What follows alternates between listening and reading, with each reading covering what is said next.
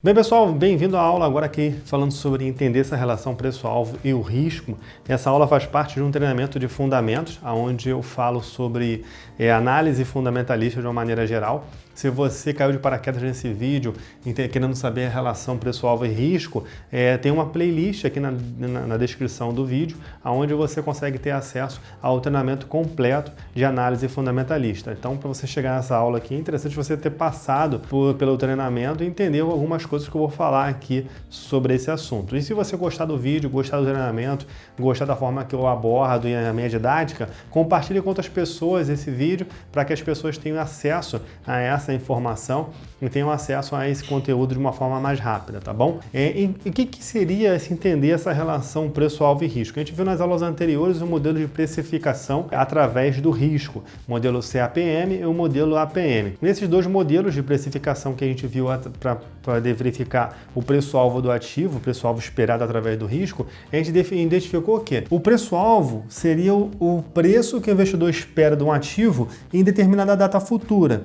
Então, em determinada data futura, a gente tem um preço-alvo para o ativo que seria realmente o valor que o investidor ele espera alcançar em determinado período. Só que essa informação ela é embasada no fluxo de caixa das empresas, no fluxo de caixa da empresa. A gente faz a projeção do fluxo de caixa e depois traz o valor presente e aí a gente vai ver isso nas aulas seguintes. Então, quer dizer, a análise do fluxo de caixa é indispensável para a gente poder atingir o preço-alvo do ativo. Só que essa relação preço e risco, né, tem uma equivalência justamente em cima do que? O valor que o preço-alvo do ativo, o retorno esperado por aquele ativo, ele tem relação com o risco que o investidor ele tende a correr. Então, quanto maior seria o retorno, né, maior seria também o risco. Vamos dizer assim, de uma forma simplória. Seria mais ou menos isso que seria a definição dessa equivalência entre preço e risco, onde você tem um preço-alvo do ativo que ele vai estar atingindo, que ele poderia estar atingindo,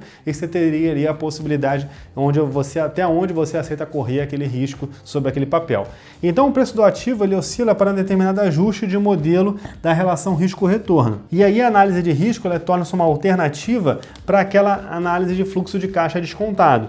Então, a análise do risco, aqueles modelos de análise de risco, tanto o APM quanto o CAPM, ele se torna como se fosse uma alternativa para o modelo de fluxo de caixa descontado, para que você tenha com maior rapidez a sua taxa de retorno sobre determinado ativo. Só que é importante a gente ter atenção nas informações que a gente tem disponíveis no mercado. Por quê? É super importante a gente comparar os preços-alvos de determinadas corretoras, de determinados bancos. Por exemplo, você está fazendo uma análise de um ativo específico. Vamos supor aqui uma suposição, que você esteja fazendo análise de Vale, Vale 3.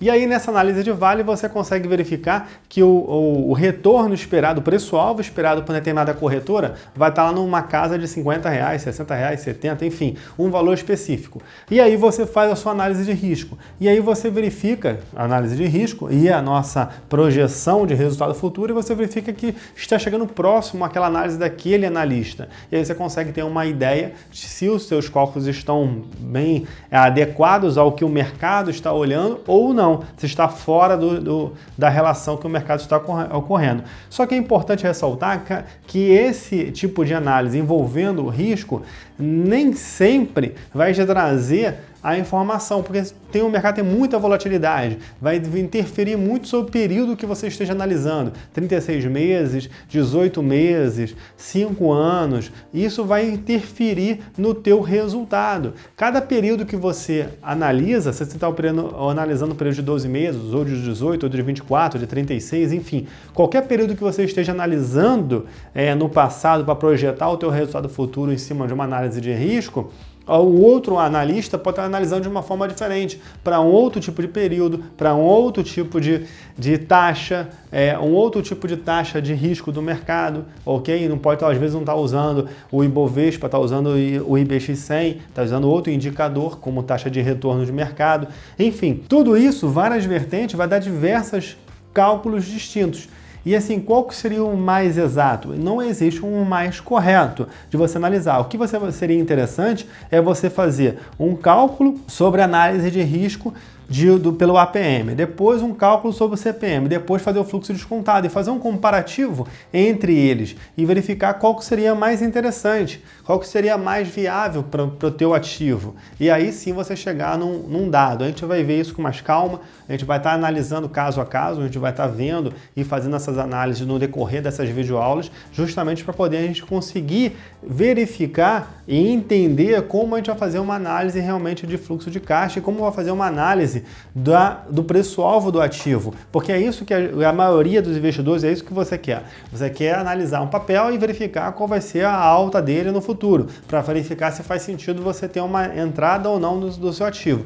Eu acho interessante, na avaliação de risco, você fazer você utilizar ele mais para análise de risco de carteira, onde você tem diversos ativos com diversas taxas de retorno, com diversos pesos na sua carteira. E em cima daquilo, você tem um risco da tua carteira e aí você verifica a tua ponderação para saber o quanto daquela carteira você tem que alocar em determinado ativo ou não, para poder você mitigar o teu risco numa análise de carteira como um todo. Agora, quando a gente fala de resultado da empresa, né, quando a gente olha o preço-alvo da companhia, seria mais interessante você analisar através do fluxo de caixa descontado. Mas tem pessoas que utilizam pelo APM, pelo CAPM, utilizando o risco como taxa de retorno. Mas vamos verificar isso, vamos entender ao longo dessas aulas para poder a gente conseguir chegar num determinado modelo que a gente consiga identificar se é mais interessante para um lado ou pelo outro. Talvez para o que você busca seja mais interessante fazer uma análise mais simplória. Talvez se você usa um lado com maior expertise, seja mais interessante uma análise mais rebuscada, uma análise mais densa através do fluxo de caixa descontado. Espero que você tenha gostado dessa aula. Se você gostou e achou interessante e conhece pessoas que tenham interesse em aprender sobre esse mercado, compartilhe esse vídeo com essas pessoas para que elas aprendam mais sobre o mercado de renda variável, porque aqui a gente está disponibilizando para você um treinamento totalmente gratuito de análise de fundamentos.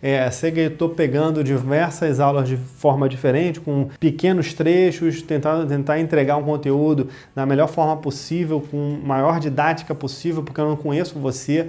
E assim, se você entendeu, deixa aquele ok, entendi, para poder eu saber que você está entendendo a forma que eu estou passando aqui para você nos comentários, tá bom? Grande abraço, ótimas operações, excelente semana e até a próxima videoaula aqui no canal. Até mais, tchau, tchau!